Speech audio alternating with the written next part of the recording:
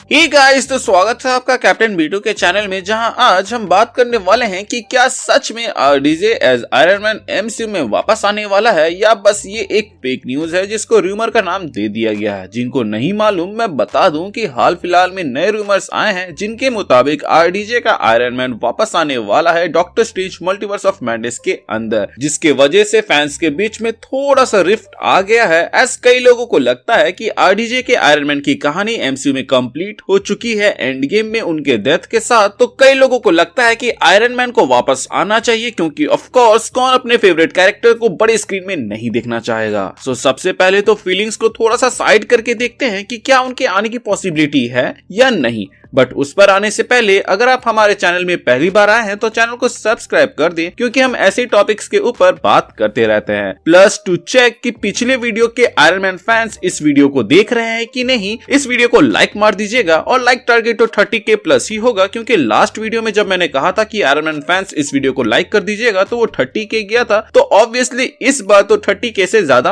होना चाहिए। So without wasting any more time let's begin. सबसे पहली बात तो मुझे ये बताने की जरूरत नहीं है कि आयरन मैन का जो कैरेक्टर है वो एमसीयू में कितना बड़ा और अहम रोल अदा करता है। तो ऐसे में जो एंडिंग उनको दिया गया था एंड गेम के अंदर वो बेस्ट है एंड उसको और बेहतर मेरे हिसाब से तो नहीं किया जा सकता। लेकिन अगर ऐसे ही कैरेक्टर्स को साइड कर दिया जाएगा तो एक समय ऐसा आएगा जब मार्वल वालों को ये रिबूट ही मारना होगा। बट फिलहाल एमसीयू जिस स्टेट में है वो 2030 तक तो रिबूट नहीं होने वाला, क्योंकि अभी एमसीयू का जो थ्रेट लेवल है वो प्लैनेटरी से कॉस्मिक एंड मल्टीवर्सल हुआ है। तो ऐसे में वो क्या कर सकते हैं जिससे कोर फैंस तो खुश रहे ही बल्कि न्यू फैंस भी खुश रहे। कोर फैंस के लिए नॉस्टैल्जिया से बड़ा हिट कुछ नहीं हो सकता, जिसका बेस्ट एग्जांपल नो वे होम में टोबी और एंड्रयू को दिखाना था, जिसके परिणाम स्वरूप कोविड जैसे सिचुएशन एंड चाइना में रिलीज ना होने के बावजूद इतना कमा लिया कि वर्ल्ड में अभी वो 6th पोजीशन में है कमाने के मामले में। और अगर ये नॉर्मल सर्कमस्टेंसेस में निकलते तो शायद तक 2 बिलियन भी आराम से वो क्रॉस कर जाते।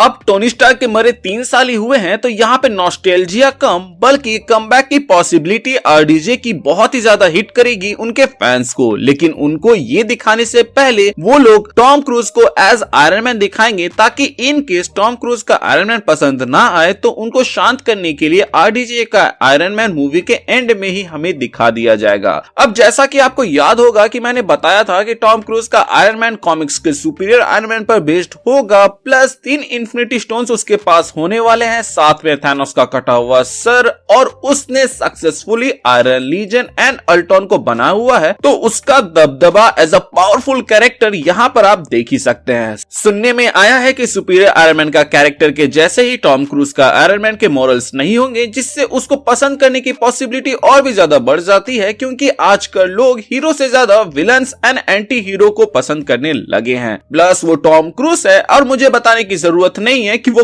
कौन है। लेकिन जब आप एक आयरन मैन का ऐसा वेरिएंट देख रहे हैं जो कि मल्टीवर्स में थोड़ा डार्क है, तो उसको काउंटर करने के लिए आप मरे हुए आयरन मैन को तो जिंदा नहीं करेंगे, उल्टा आप उसके वेरिएंट को यूज करेंगे जो कि आरडीजे के जैसा दिखता है, जिससे आरडीजे की आयरन मैन की लेगेसी जो कि एमसीयू में बनी है वो बनी रहे, plus RDJ as Iron Man Marvel multiverse में वापस आ जाए। इससे जो आयरन मैन के फैंस 2 ग्रुप में बट रहे हैं उनमें से किसी की भी फीलिंग्स हर्ट नहीं होगी। एज आप ही बताओ, एमसीयू में जब इन्फिनिटी वॉर में लोकी अपनी जान दे देता है थॉर को बचाते हुए, तो क्या उसकी वैल्यू लोकी सीरीज के आते ही खत्म हो गई थी? नहीं ना, क्योंकि लोकी सीरीज वाला लोकी एक वेरिएंट है मेन टाइमलाइन का। सो उसके कुछ भी करने से एमसीयू के अंदर लोकी ने जो भी किया उसका मान नहीं घटता। सो अगर हमें मल्टीवर्स ऑफ मैडनेस के अंदर आरडीजे का आयरन मैन दिखेगा तो ये किसी भी तरह का डिसरेस्पेक्ट नहीं होगा एंड गेम में उनके द्वारा किए गए सैक्रिफाइस का, क्योंकि जो आरडीजे का आयरन मैन हमें दिखाया जाएगा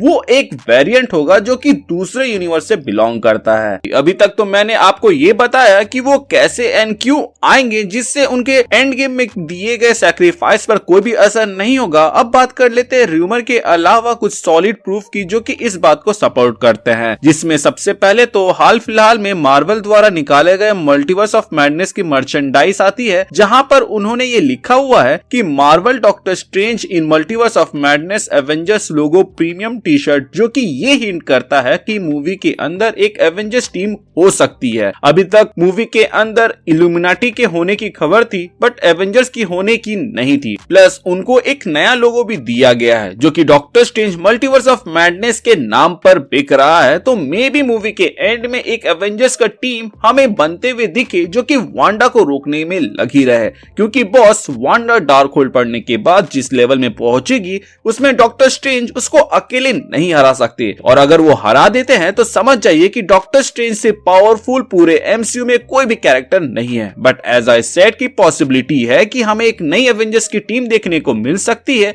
जो कि अलग अलग यूनिवर्स से हो, जैसा कि व्हाट इफ में गार्डियंस ऑफ मल्टीवर्स को बनाया गया था। अगर आपने मेरी last video on iron man देखी है तो उसमें मैंने बताया था कि रूमर की माने तो जिस यूनिवर्स से आयरन मैन आ रहे हैं उस यूनिवर्स में आयरन मैन की जगह डॉक्टर स्ट्रेंज स्नैप करते हैं एंड वो मारे जाते हैं। तो एक पॉसिबिलिटी यहाँ पर ये हो सकती है कि उस यूनिवर्स में आयरन मैन डॉक्टर स्ट्रेंज के कुर्बानी के बाद जादू सीखता है एंड उस यूनिवर्स का सॉर्सरर सुप्रीम बन जाता है, जिसके बाद से मल्टीवर्स ऑफ मैडनेस के अंदर जब फाइनल बैटल के दौरान डॉक्टर स्ट्रेंज वांडा से भिड़ रहे होते हैं तो वो दूसरे यूनिवर्स से सॉर्सरर सुप्रीम के लिए दरवाजा खोलते हैं, तो उसमें से RDJ as Iron Man Supreme आते हैं। कॉमिक्स के अल्टरनेट अर्थ में टोनी स्टार्क सॉर्सरर सुप्रीम बन चुके हैं, तो उसको लाइव एक्शन में देखना बहुत ही दिलचस्प होगा। अब टी शर्ट में एवेंजर्स लिखा गया है तो मे बी हमें बाकी एवेंजर्स भी दिख सकते हैं, जैसे कि स्टीफन रॉजर्स जो कि रैप वर्ल्ड से बिलोंग करते हैं, जहां दो कैरेक्टर्स को मिला दिया गया था। एंड स्टीफन रॉजर्स नाम सुनकर ही आप समझ गए होंगे कि ये डॉक्टर स्ट्रेंज और कैप्टन अमेरिका के कॉम्बिनेशन से बना है। तो ऐसे ही करके एक एवेंजर्स की टीम बन सकती है जिसमें सारे सॉर्सरर सुप्रीम हो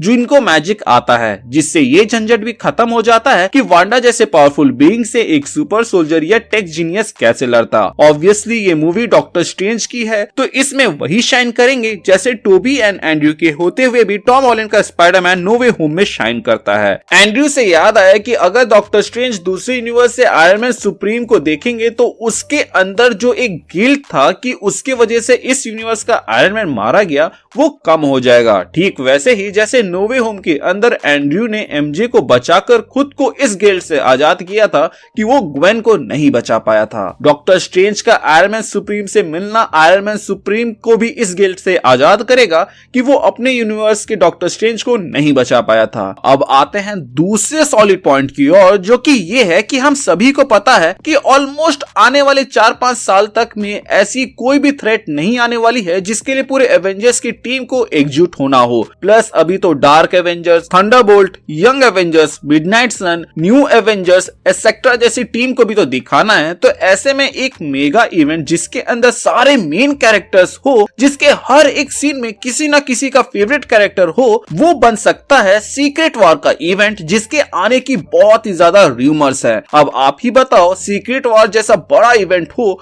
एंड उसमें आयरन मैन या कैप्टन अमेरिका ना हो तो क्या ही मजा आएगा। अब सीक्रेट वॉर होगा तो हर एक कैरेक्टर का डबल रोल हमें देखने को मिल जाएगा, क्योंकि अलग अलग यूनिवर्सेस से कैरेक्टर्स को उठाया जाएगा। तो ऐसे में कंफ्यूजन हो सकता है कि कौन सा कैरेक्टर किस यूनिवर्स से बिलोंग करता है। तो इसमें सबसे बेस्ट यही होगा कि जो अलग अलग यूनिवर्सेस से कैरेक्टर्स आ रहे हैं उनके लिए अलग अलग एक्टर्स को कास्ट किया जाए, जैसे कि हमें लोकी सीरीज के अंदर देखने को मिला था, जहां पर लोकी के वेरिएंट उनके जैसे ही नहीं दिखते हैं। इनफैक्ट कोई तो उनके जेंडर का भी नहीं रहता है। तो ऐसे में हमें मल्टीवर्स ऑफ मैडनेस के अंदर सबसे पहले तो टॉम क्रूज का Iron Man as Superior Iron Man introduce करा दिया जा रहा है, और रूमर सही हुई तो आरडीजे का भी एक आयरन मैन का वर्जन हमें मूवी के एंड में देखने को मिलेगा, जिससे ये बात स्टैब्लिश हो जाएगी कि भले ही एमसीयू के अंदर आयरन मैन मर चुका है, लेकिन बाकी यूनिवर्सेस में आयरन मैन जिंदा है और उनके अलग अलग वेरिएंट है। तो ऐसे में जब सीक्रेट वॉर का इवेंट होगा तो वहां पर जब ऑडियंस इनको देखेगी तो वो कंफ्यूज नहीं होंगे। अब आयरन मैन का darker version Tom cruise play कर रहे हैं, तो आयरन मैन का ब्राइटर वर्जन प्ले करने के लिए आरडीजे से बेस्ट एक्टर कोई हो नहीं सकता, जो कि सीक्रेट वॉर्स में हमें देखने में काफी मजा आएगा, स्पेशली तब जब वो दोनों कोलाइड करेंगे। तो मेरे पॉइंट ऑफ व्यू से आरडीजे का आयरन मैन एमसीयू में वापस आ सकते हैं, और इसकी पॉसिबिलिटी है कि जो रूमर्स हमें सुनने में आ रहा है कि मल्टीवर्स ऑफ मैडनेस में वो दिखेंगे वो सच हो सकता है। एज इन्फिनिटी वॉर के अंदर भी एक डिलीटेड सीन था या फिर कहे एक प्लान्ड सीन था जिसके अंदर हमें आयरन मैन केप के साथ दिखते, जो कि हो सकता था शायद तक आयरन मैन सुप्रीम की ओर हिंट कर रहा हो। मल्टीवर्स ऑफ मैडनेस के टेस्ट स्क्रीनिंग से हमें यह पता चला है कि इस मूवी के अंदर एक ऐसा कैरेक्टर होने वाला है जिसके रूमर्स आपने अभी तक नहीं सुने कि वो doctor strange multiverse of madness के अंदर है। अब आप ही बताओ, मेरे उस आरडीजे रिटर्न वाले वीडियो से पहले आपने एक बार भी आरडीजे मल्टीवर्स ऑफ मैडनेस में होंगे इस रूमर को सुना था? तो पॉसिबिलिटी हो सकती है कि आरडीजे एज आयरन मैन हमें मल्टीवर्स ऑफ मैडनेस के अंदर दिखे। खैर, अगर वो मल्टीवर्स ऑफ मैडनेस में नहीं भी दिखे तो कोई टेंशन वाली बात नहीं है, क्योंकि सीक्रेट वॉर्स में तो उनके आने की प्रोबेबिलिटी सबसे ज्यादा रहेगी। आपको क्या लगता है कि RDJ as Iron Man Supreme या आयरन मैन वापस आएंगे या नहीं? प्लस आप आरडीजे को फिर से आयरन मैन के सूट में देखना चाहते हैं या नहीं, या फिर आप टॉम क्रूज को अपना नया आयरन मैन मानने वाले हैं? अपनी राय मुझे कमेंट सेक्शन के जरिए जरूर बताइएगा। बाकी चैनल पे नए हैं तो चैनल को सब्सक्राइब कर दीजिएगा ऐसे ही अपडेट्स मिस ना करने के लिए। और अगर आप पुराने हैं तो प्लीज चेक किया आपने बेल आइकन दबाया है या नहीं। अगर आपने दबा दिया है तो वेल एंड गुड, और अगर आपने नहीं दबाया है तो उसे दबा दे ताकि जब भी मैं कोई वीडियो डालूं उसका नोटिफिकेशन आपको जाए। इसके अलावा हमारे चैनल का एक छोटा सा मोटो है जो कि है लोगों की मदद करे, अपना ख्याल रखे एंड कीप मूविंग फॉरवर्ड का रट लगाकर आगे बढ़ते रहें। Thank you for watching this video. Stay tuned.